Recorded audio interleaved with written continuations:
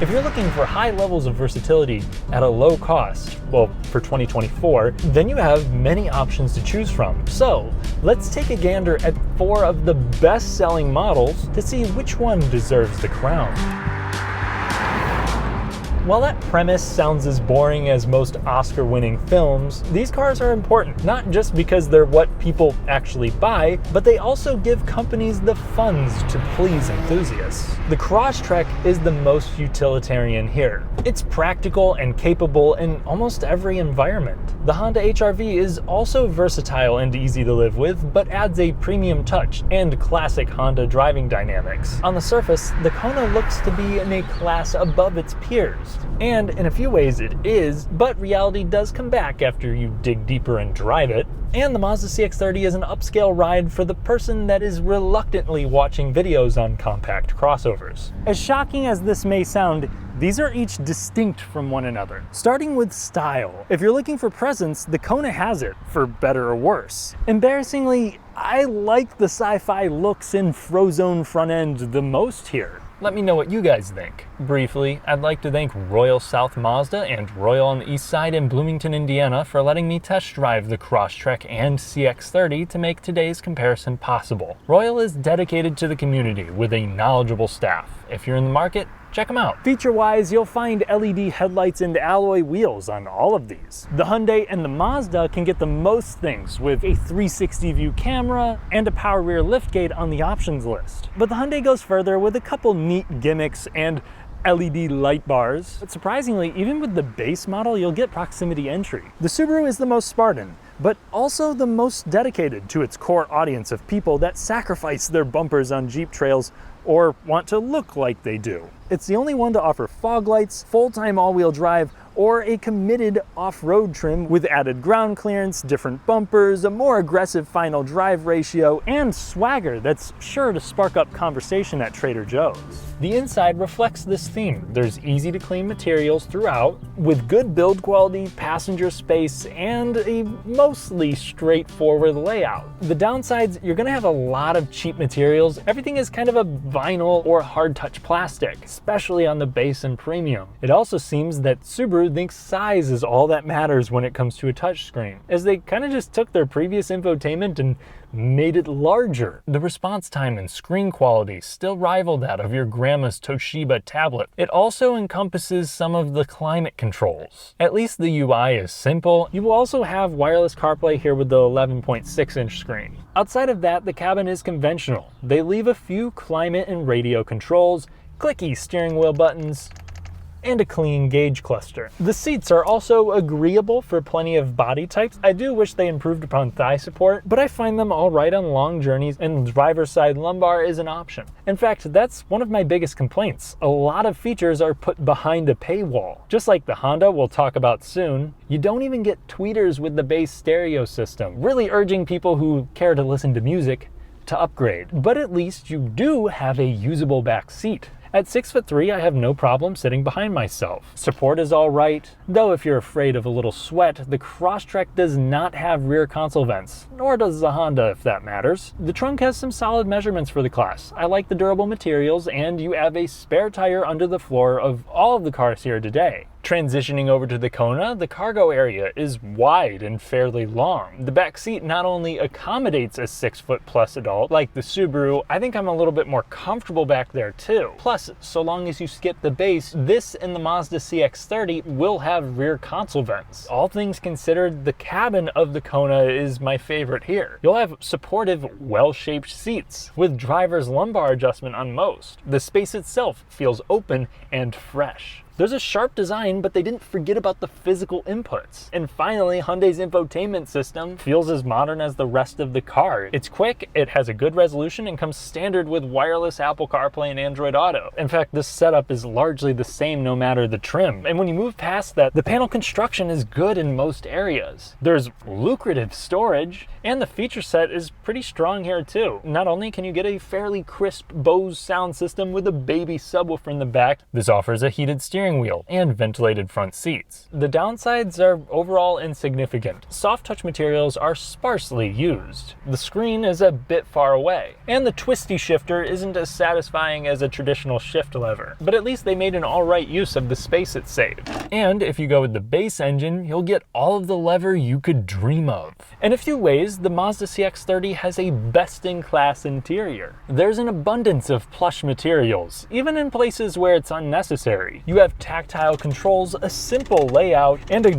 great driving position for me. The seats themselves could be a little firm or narrow for some folks, especially around the top, but I think the support is good for the class, and the features are even more so. You can get things like a heated steering wheel, but also a head-up display, a pretty good Bose sound system, and red leather here on the Carbon Edition. While some aren't fans of it, I appreciate Mazda's oversimplified infotainment system that offers touchscreen compatibility and wireless CarPlay, but you can also use it through some satisfying dials and buttons located where your hand naturally lies. Once you get used to it, it's pretty easy to use in motion. If you didn't spot the Mazda badge here and you didn't look too closely at some of the fit and finish, I think this one does the most compelling luxury job. But if you've seen my videos or you've sat in one, you know the strengths come to an end. The interior feels claustrophobic with its small windows and high dashboard. The back seat is tight as well. It too does have decent thigh support, but practically speaking, large child seats could be a challenge, and moderately sized adults might hold a grudge. The cargo area is more competitive, but there's no denying the others here are more family-minded. Which brings us to the HR-V. This combines a simple design with good quality and versatility. The cargo area is long, making it one of the most practical in the segment. The back seat will also allow you to fit people over 6 feet in each row. Granted, the floor feels high and hurts the comfort. Like the Subi, this skimps on some amenities, and it feels reasonably spacious up front, but has satisfying controls and soft touch materials like the Mazda. All of my rest points are padded. There's nice contrast stitching on most grades, yet it's still functional with various cubbies and not too many hard to clean surfaces. And I think panel fitment is also a strong point. I'm not crazy about the seats, they're firm, and the seat bottoms aren't well shaped for me, plus lumbar adjustment is flat out not available, but I do appreciate Honda's approach to tech. It's not the highlight of the interior, it's more of the accent. So you do have a digital driver display standard, but you also have a cool throwback speedometer. The infotainment is either a 7 or 9-inch screen, the latter of which comes with wireless CarPlay, but is only found on the top dog EXL. The response time is good, the resolution's okay, and like the rest here, it's pretty easy to use. Even if the base system is dumbed down a little too much. How this cabin looks and feels for a maximum of 32 grand helps the HR-V stand apart from most in the segment. But does it hold a convincing argument on the road? Yes and no. Behind the wheel, its most redeeming quality is actually the handling. So the steering is direct, it's light, it builds up in weight, and there's a hint of feedback coming through the wheel. There is some body roll, but it reacts in a timely manner, and no matter the speed or the setting, this just feels easy to place on the road. When you combine that with the visibility, I think that makes this the most approachable car to drive here. The sole powertrain choice in the US is a little bit less impressive. It is a naturally aspirated 2-liter inline 4. It makes 158 horsepower and not a whole lot of torque. The transmission in most scenarios is smooth. It does a good job of jumping to whatever ratio it needs immediately. However, if you plant the throttle from low speeds, it feels a bit lazy.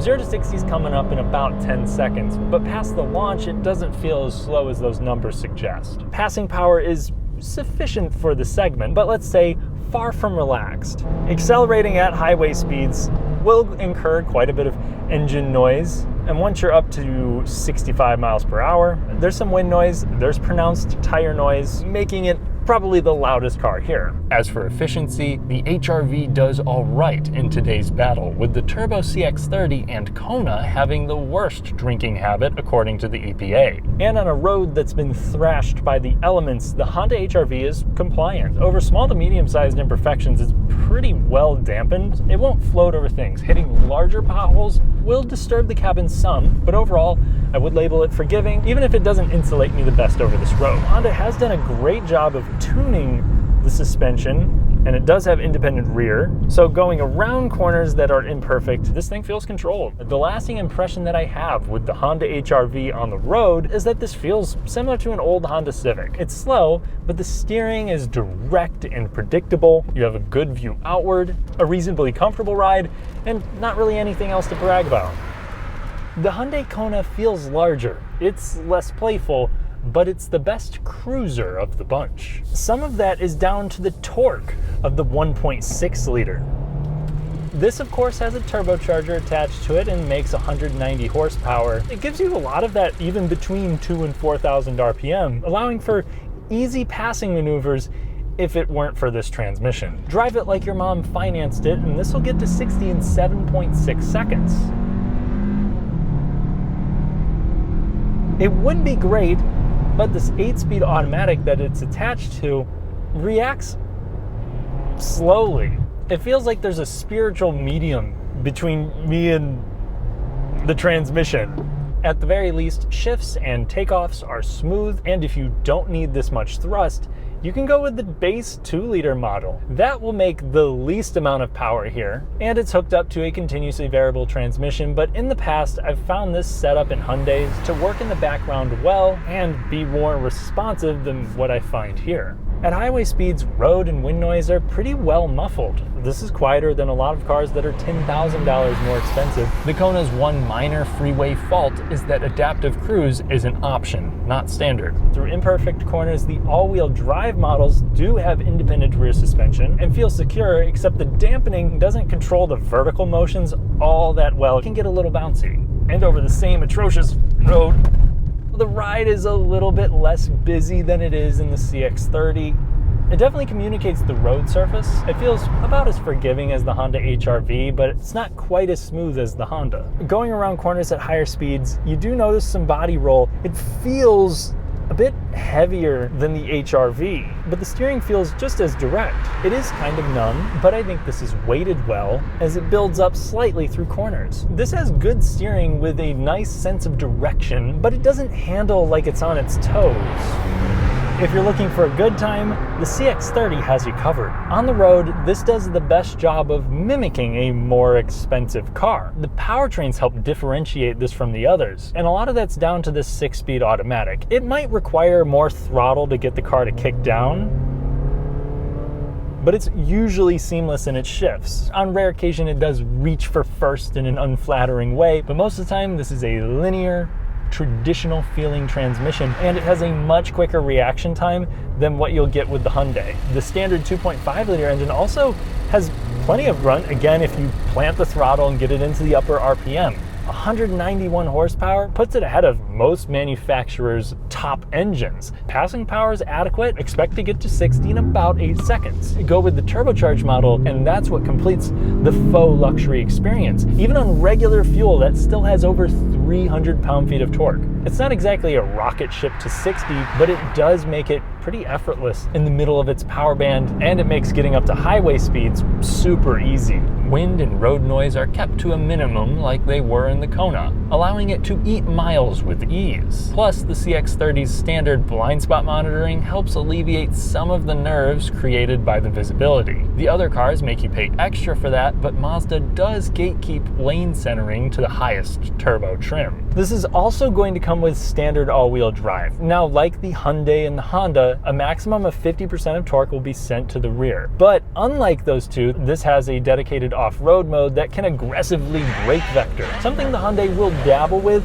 but not to the extent that this does, and it seems like it gets over obstacles fairly well and makes a good use of its 8 inches of ground clearance. The Honda system sits on the other end of the spectrum. It's really just for the snowy occasion, and it's nothing like the brand's VTM4 all-wheel drive system. If you're looking to drive your car to some remote areas, I think the Mazda should do well, but the Subaru should still be at the top of your list, because that one comes with full-time all-wheel drive that can send over 50% of torque to the rear wheels. It has 2 off-road modes available, more ground clearance, and if you get the aforementioned wilderness trim, a whole lot of other useful tricks. The steering isn't the quickest of the bunch, but it does feel precise. There's the most feedback coming through the wheel here as well. As you go through corners and load up the front end, a pretty substantial amount of weight can be put to your hands, and I think that's reassuring on roads like this. There is still some body roll here because of its high stance, but when you pair this up with real gears, this is undoubtedly the most engaging experience, even without the turbo, which might come as a surprise since all CX-30s come with a torsion beam rear suspension. But that only shows itself in very limited situations.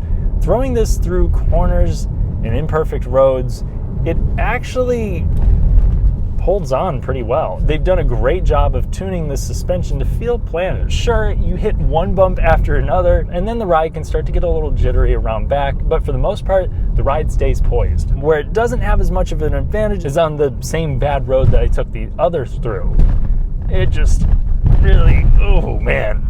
Over the small to medium-sized imperfections, it's forgiving enough. Even hitting larger things, it won't beat you up as much as a lot of sport compacts will, but compared to the Subaru, it's pretty night and day. If you look at the Hyundai, it's closer, but this is still more susceptible to road imperfections crashing through to the cabin. And compared to every other car here, the additional heft of the steering makes it a little bit less parking lot friendly, and that works in conjunction with the small windows to limit its appeal to those that just want an A to B car. The Subaru Crosstrek is all about confidence and not really performance. Under the hood, you'll have two choices of Boxer 4, the entry-level 2-liter, or if you go for a higher grade, a 2.5-liter. Now look, the base model with the 152 horsepower doesn't sound impressive, and it really prevents you from making bold passing maneuvers, but for most people, unless they're at high elevation, it's fine. All Crosstreks will utilize a continuously variable transmission, and it never bogs down the engine, usually chooses a ratio quickly, and is much smoother than it was in years past. Plus, off the line, it has more bite than the Honda. Though if you want more passing power, I definitely suggest going up to the 2.5-liter. Just 30 more ponies doesn't sound like it would make a big difference, but it definitely does make the car feel more at ease. Though surprisingly, the transmission limits performance off the line, so you only notice that difference after 30 miles per hour. The 2.5-liter moans up to highway speeds without much delay. Once there, it's a little louder than the Mazda and Hyundai, though wind and road noise are still at a competitive level. It's easy to hold a conversation. Perhaps you could discuss the boat you're pulling, as this is technically the only one here that is rated to tow by the manufacturer, pulling up to 3,500 pounds with the upgrades made for the wilderness. Far more important than that is ride quality, and that's what this does the best out of every car here. This too will have independent rear suspension on all grades. Only the largest potholes will phase the Crosstrek. The small to medium-sized imperfections are soaked up with ease. It's a smooth ride. Now, after driving each car in the segment, if you live around a bunch of roads like this, the Crosstrek, hands down, is the one I would buy. And because of the engine's flat orientation, it lowers the center of gravity and allows them to spring this softly while retaining some good handling characteristics. So this actually has a really quick steering ratio, allowing this to change direction with intent. It's sure-footed over broken pavement, though it might kind of waft a little over things because it is sprung softly, but body roll itself is well managed considering that this also has the most ground clearance at 8.7 inches. Plus the steering is light, making it easy to drive, and while there's maybe just a little bit less feedback than what you'll find in the Honda, and especially the Mazda, it feels tight on center and builds up a little bit in weight, so it doesn't have that simulation feel of the previous generation, one of my biggest complaints with that car. There's some wind and tire noise, but I do think the sound levels are competitive with the segment. It's easy to hold a conversation in here. Lengthy drives shouldn't be a nuisance, but while talking about the long haul, we should touch on reliability. Check out my full reviews for more details, but overall, if owners ran into issues with the Mazda, Honda, and Subaru over the last 4 to 7 years, they tended to be minor. While undoubtedly I trust Honda's engine and transmission the most here, I don't think overall the Subaru, Honda, or Mazda will give you much problems, and I would recommend them to people that do seriously prioritize reliability. I can't say the same for the Hyundai. Even in my short time with it, I noticed a shudder from the rear diff, a mysterious whirring in the rear, and a couple of dark spots in the front light bar. After initial oil consumption problems, there weren't many serious issues with the previous Kona, just several smaller concerns. I'd feel comfortable leasing, and I wouldn't be too scared to own one, especially if it was the 2-liter, but I do think they need to prove themselves a little bit more, like Subaru needed to do last decade. If you're just looking for an efficient, practical, tiny crossover with extremely low running costs, I might actually skip all of the cars here and try out a Toyota Corolla Cross Hybrid. That can get pricey, but it'll pack a proven platform and engine. It makes nice power for the class, achieves 40 plus miles per gallon with ease, carries a ton of cargo, and rides comfortably over most roads. The downsides: there's zero life in the steering, it's noisy, feels and looks cheaper than most of its foes, and the back seat is a smidge tight for the class. Safety-wise, that Toyota and the Subaru performed a bit worse in IIHS testing when compared to the Hyundai, Honda, and Mazda, which aced them.